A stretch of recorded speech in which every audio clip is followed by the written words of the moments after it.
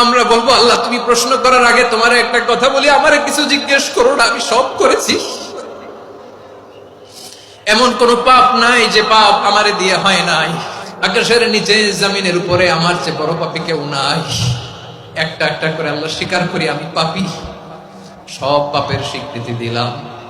পৃথিবী না জানুক আমি তো জানি আমি কি পাপ করেছি। হায় আমার পাপের করলে বিচার, বাঁচার আমার নাই উপায়। দয়াময় তুমি মাফ করো আমায়, মাফ করো আমায়। আল্লাহ তাআলা যদি দয়া করে আমাদেরকে মাফ না করে, আমাদের বাঁচার কোনো উপায় নাই। আপনি কি ভেবেছেন আপনার নামাজ দিয়ে আপনি জান্নাতে যাবেন? আপনি তাহাজ্জুদ গুজার, সেজদা দিতে দিতে কপালে দাগ ফেলেছেন, এটা আপনারা জান্নাতে নেবে না। আপনি এলাকার সবচেয়ে বড় হাতেম তাই দানশীল, এই দানের ভরসায় বসে আছেন কশিন কালো। আমাদের নামাজ, আমাদের রোজা, আমাদের ইবাদত, এগুলোকে মিজানের পাল্লায় উঠালে কোনো ওজনই হবে না। তবে আমাদের একটা কৌশল জানা আছে, আমরা আল্লাহর রহমতের ভিখারি। আমরা সেদিন আগেই গুনার স্বীকৃতি দিয়ে দেব। আমরা বলবো আল্লাহ তুমি প্রশ্ন করার আগে তোমার একটা কথা বলি, আমারে কিছু জিজ্ঞেস করো না, আমি সব করেছি। এমন কোন পাপ নাই যে পাপ আমারে দিয়ে হয় নাই।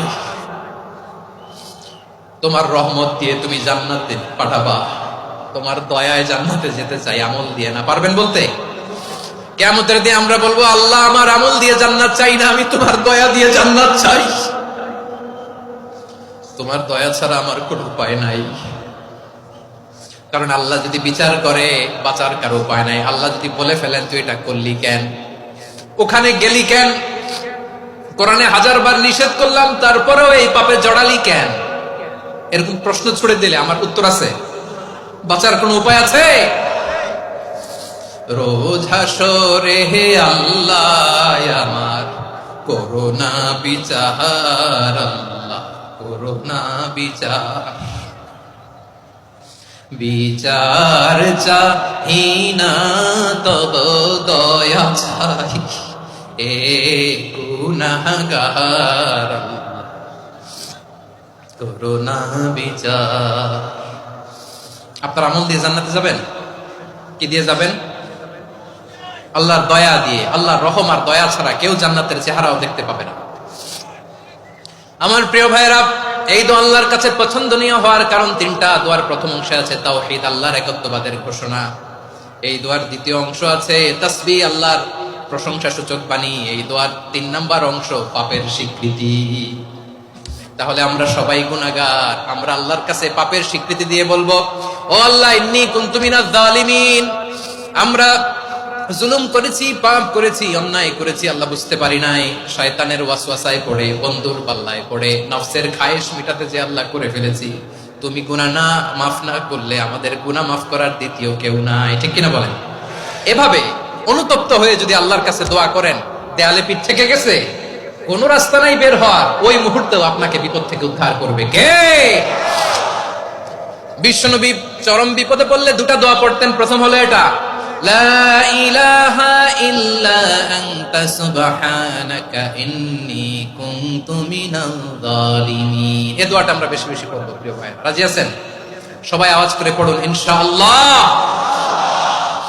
আমার প্রিয় ভাইয়েরা, বিপদে পড়লে বিশ্বনবী আরো একটা দোয়া পড়তেন, লা ইলাহা ইল্লাল্লাহুল আযীমুল হালিম, লা ইলাহা ইল্লাল্লাহু রাব্বুল আরশিল আযীম, লা ইলাহা ইল্লাল্লাহু রাব্বুস সামাওয়াতি ওয়াল আরদি ওয়া রাব্বুল আরশিল কারীম। এই যে বললাম, রেকর্ড হয়ে গেছে। এখন তো আর ইনস্ট্যান্ট মুখস্থ না হলো, পরে মুখস্থ করে নেবেন। আল্লাহ ছাড়া কোনো উপাস্য নাই, তিনি সুমহান, মহা সহিষ্ণু। আল্লাহ ছাড়া কোনো উপাস্য নাই, তিনি সুমহান, আরশের অধিপতি। আল্লাহ ছাড়া কোনো উপাস্য নাই, তিনি আকাশের মালিক, জমিনের মালিক, তিনি সুবিশাল আরশের অধিপতি। সুবহানাল্লাহ পড়েন এই দোয়াটা। কেউ যদি পড়ে যদি এর ওসিলা করে দোয়া করে, তাকে বিপদ থেকে মুক্তি দেয় কে? মনে থাকবে আপনাদের? তাহলে বিপদের প্রথম ধাক্কায় কি যেন পড়তে হয়? ইন্না লিল্লাহ। তারপরে কি বলে আল্লাহর কাছে নিজেকে সঁপে দিতে হয়? দেয়ালে পিঠ থেকে গেলে লা ইলাহা ইল্লা আনতা সুবহানাকা ইন্নী কুনতু মিনাজ জালিমিন।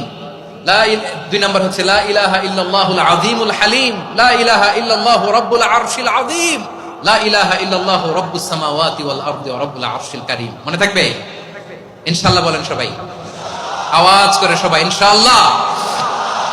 অনেক সময় এমন হয়, হঠাৎ বিপদের সম্মুখীন হই আমরা, রেডি হয়ে বের হইছে অফিসে, হঠাৎ অ্যাক্সিডেন্টে পড়ে যাই, হঠাৎ পেটের ব্যথায় অজ্ঞান, এরকম হয় না? আপনাদের হয় না? বিষ্ণু ইসলাম বলেন, আকস্মিক দুর্ঘটনার বিপদ থেকে যদি কেউ বাঁচতে চায়, সকাল সন্ধ্যা যেন প্রত্যেকে এই দোয়াটা পড়ে। সকালে যদি 3 বার পড়ে, সন্ধ্যা পর্যন্ত হঠাৎ হঠাৎ বিপদ থেকে সে রক্ষা পাবে।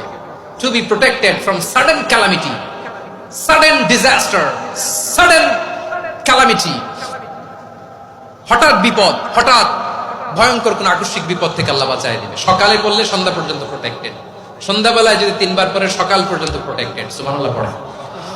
দোয়াটা কি? দোয়াটা হচ্ছে বিসমিল্লাহিল্লাযী লা ইয়াদুররু মা ইসমিহি শাইউন ফিল আরদি ওয়ালা ফিস সামাই ওয়া হুয়াস সামিউল আলীম। ছোট না? অনেক ছোট, মুখস্থ করবেন। বিসমিল্লাহিল্লাযী লা ইয়াদুররু মা ইসমিহি শাইউন ফিল আরদি ওয়ালা ফিস সামা। ওই আল্লাহর নাম নিচ্ছি, যে আল্লাহর নামের বরকতে আকাশ জমিনের কোনো কিছু কারো কোনো ক্ষতি সাধন করতে পারে না। তিনি সর্বশ্রোতা, সর্বজ্ঞ। সুবহানাল্লাহ পড়েন। পড়বেন এই দোয়াটা, বিসমিল্লাহিল্লাযী লা ইয়াদুররু মা ইসমিহি শাইউন ফিল আরদি ওয়ালা ফিস সামাই ওয়া হুয়াস সামিউল আলীম। ফজরের পরে 3 বার, মাগরিবের পরে 3 বার যদি কেউ পড়ে, প্রোটেক্টেড, যে কোনো হঠাৎ বিপদ থেকে প্রোটেক্টেড। প্রোটেক্ট করেন কে? ওই আল্লাহর নাম নিচ্ছি, যে আল্লাহর নামের ওসিলায় আকাশ জমিনের কোনো কিছু কোনো ক্ষতি করতে পারে না। সুবহানাল্লাহ পড়েন। আচ্ছা, এবার আমাদের জীবনে দুশ্চিন্তা আছে না নাই বলেন? Tension, hyper tension, anxiety, depression, চিন্তা, টেনশন নাই, এরকম কে কে আছে দেখি? হাত তোলেন। ওই যে হাত তুলছে এক আল্লাহর ওলি, ওই যে। টেনশন নাই তোমার? মাশাআল্লাহ। ও না বুঝে তুলছে, ঝোঁকের চোটে, জোশের ঠেলায় ধাক্কায় তুলে ফেলছে। সবার জীবনে টেনশন আছে না নাই? এই দুশ্চিন্তা, পেরেশানি, মারাত্মক পেরেশানি থেকে মুক্তি পাওয়ার জন্য বিষ্ণু ইসলাম 2টো দোয়া পড়তেন। কয়টা? অনেকগুলো পড়তেন। স্পেশাল 2টো দোয়া আজকে আপনাদের শিখায় যাবো, শুনবেন না? কষ্ট হচ্ছে? সংক্ষিপ্ত মুনাজাত দিয়ে দেই। ওরে আল্লাহ, আমি তো 9:30 ক্রস করে ফেলছি মাসুদ ভাই, খেয়াল করি নাই। আরো কয়েক মিনিট? ঠিক আছে, ঠিক আছে।